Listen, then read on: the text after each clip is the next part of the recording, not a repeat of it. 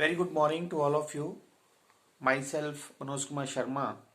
You are most welcome in this video of Plus One Accountancy.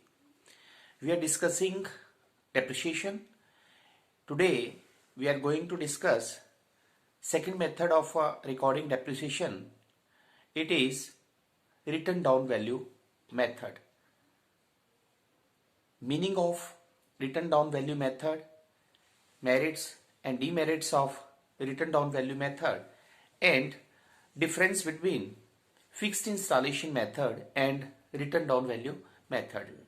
इस video में आप ये जान पाएंगे कि क्रमागत ह्रास पद्धति किसे कहते हैं, इसके क्या लाभ हैं, क्या इसकी हानियां हैं, और स्थायी ह्रास पद्धति और क्रमागत ह्रास पद्धति में क्या अंतर है. So let me discuss the first meaning of return down value method, जिसे हम डिमिनिशिंग बैलेंस मेथड भी कहते हैं, रिड्यूसिंग बैलेंस मेथड भी कहते हैं. रिटर्न डाउन वैल्यू मेथड, क्रमागत ह्रास पद्धति. Under this method the rate of depreciation is given in percentage and the depreciation is charged on the opening balance of the asset, that is on its reduced value every year. क्रमागत ह्रास पद्धति एक ऐसी पद्धति है जिसमें ह्रास लगाने की एक निश्चित दर दी गई होती है और ह्रास प्रति वर्ष जो है वो संपत्ति के घटते हुए मूल्य पर लगाया जाता है. रिड्यूस्ड वैल्यू पर लगाया जाता है. यह एक ऐसी पद्धति है ह्रास लगाने की जिसमें प्रति वर्ष जो है वो बुक वैल्यू, रिड्यूस्ड वैल्यू जो होगी या ओपनिंग वैल्यू ऑफ एसेट जो होगी उस पर जो है वो ह्रास लगाया जाता है. इसे मैं एक एग्जांपल की सहायता से आपको समझाता हूं.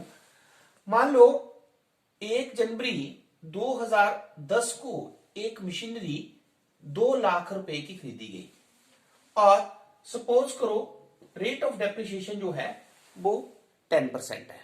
ठीक है, तो फर्स्ट ईयर जब हम 2010 में डेप्रिसिएशन लगाएंगे तो एट द रेट ऑफ 10% वो डेप्रिसिएशन कितनी लगेगी? 20,000 रुपया.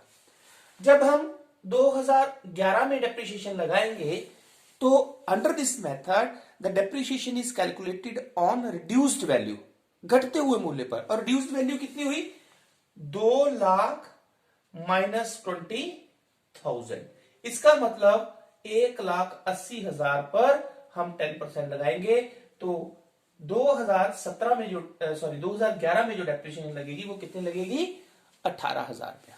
उसी तरह 2012 में अगर हम डेप्रिसिएशन लगाएंगे तो रिड्यूस्ड वैल्यू कितनी आ जाएगी? 1,80,000 माइनस 18,000 मींस 1,62,000 पे 10% लग जाएगी तो ये हो जाएगी 16,200. कहने का मतलब क्या है कि ये एक ऐसा मेथड है जिसमें रेट ऑफ डेप्रिसिएशन फिक्स होता है और डेप्रिसिएशन ह्रास जो है वो हमेशा घटते हुए मूल्य पर, रिड्यूस्ड वैल्यू पर लगाई जाती है. तो फर्स्ट ईयर में जैसे आप देख सकते हैं कि डेप्रिसिएशन 10% 2 लाख पे 20,000 हुई. तो 2011 में उससे अगले साल जो घटता हुआ मूल्य है, घटता हुआ मूल्य कितना हुआ? ओरिजिनल कॉस्ट 2 लाख थी, उसमें से डेप्रिसिएशन लगी 20,000 रुपया तो 1,80,000 रुपया वैल्यू रहेगी. तो अगले साल 1,80,000 पर डेप्रिसिएशन लगेगी, 10% 18,000 रुपया. उससे अगले साल जब डेप्रिसिएशन लगाएंगे तो रिड्यूस्ड वैल्यू कितनी आएगी? 1,80,000 में से 18,000 रुपया हम लेस कर देंगे तो ये आ जाएगा 1,62,000 रुपए पर 16,200. तो under this method the depreciation is charged on the reduced value. क्रमागत ह्रास पद्धति एक ऐसी पद्धति होती है जिसमें ह्रास की दर निश्चित होती है और ह्रास जो है हमेशा प्रत्येक वर्ष जो है वो घटते हुए मूल्य पर लगाया जाता है. Now we will discuss the merits of reducing method. The first merit is it is easy to calculate the amount of depreciation in this method. इस विधि के अंतर्गत जो अमाउंट है डेप्रिसिएशन का वो निकालना जो है वो आसान होता है, because the rate of depreciation is given, so it is easy to calculate the amount of the depreciation. The second is, under this method the depreciation is charged according to working efficiency of the asset. इस विधि में ह्रास जो है वो संपत्ति की कार्यक्षमता के अनुसार लगाया जाता है. कार्यक्षमता का मतलब यहाँ पे क्या है कि पहले साल जैसे आपने देखा कि वर्किंग एफिशिएंसी ज्यादा है तो डेप्रिसिएशन ज्यादा है, 20,000 रुपया है. उससे अगले साल जब हम यूज किया हमने उस एसेट्स को तो उसकी वर्किंग एफिशिएंसी कम हो गई, इसलिए डेप्रिसिएशन भी क्या हो गई, कम हो गई. उससे अगले साल भी उसकी एफिशिएंसी कम हो गई, मतलब उसकी वैल्यू कम हो गई तो डेप्रिसिएशन और कम हो गई. तो कहने का मतलब क्या हुआ कि ये ह्रास की ऐसी पद्धति है जिसमें ह्रास जो है वो संपत्ति की कार्यक्षमता के अनुसार लगाया जाता है. Then the next is, under this method the depreciation and repair have equal effect on profit and loss account. ये ह्रास की ऐसी पद्धति है या इस पद्धति में जो है वो रिपेयर, मुरम्मत और ह्रास का लाभ हानि खाते पर इक्वल प्रभाव पड़ता है. शुरू में ह्रास जो है वो ज्यादा होता है लेकिन रिपेयर एंड मेंटेनेंस कम होते जाते हैं, और बाद में रिपेयर एंड मेंटेनेंस बढ़ते जाते हैं तो ह्रास जो है वो कम होता जाता है. मींस इस मेथड से depreciation and repair and maintenance का प्रॉफिट एंड लॉस पर इक्वल इफेक्ट पड़ता है. Next one is, income tax act recognise this method. क्रमागत ह्रास पद्धति से जब हम ह्रास लगाते हैं तो इस विधि को इनकम टैक्स अथॉरिटी जो है, आयकर विभाग जो है वो इसको रिकॉग्नाइज करता है, इसको मान्यता देता है. The next one is, under this method the scrap value of an asset is never zero. इस विधि के अंतर्गत किसी भी संपत्ति का अवशेष मूल्य जो है वो उसे जीरो नहीं किया जा सकता. मींस किसी भी संपत्ति का मूल्य जो है वो लास्ट तक जीरो नहीं किया जाता है. जब तक संपत्ति होती है तब तक उसका कोई ना कोई मूल्य होता है जिस पर जो है वो ह्रास लगाया जाता है. Now we have some demerits of this method also. The first one is, under this method the interest on amount invested to purchase an asset is not taken into account. ये वह विधि है जिसमें जो हमने संपत्ति को खरीदने के लिए जो विनियोग किया गया है उस पर मिलने वाले इंटरेस्ट, उस पर मिलने वाले ब्याज को कंसीडर जो है वो नहीं किया गया है. The second is, no provision is made for some required to purchase the new asset. इस विधि में भी लास्ट में जब संपत्ति की वर्किंग एफिशिएंसी जो है वो बहुत कम रह जाती है और हमें नई संपत्ति लेनी होती है तो इस मेथड के अंतर्गत भी जो है वो नई संपत्ति के लिए फंड कहां से आएंगे इसके लिए भी कोई जो है वो प्रोविजन नहीं है.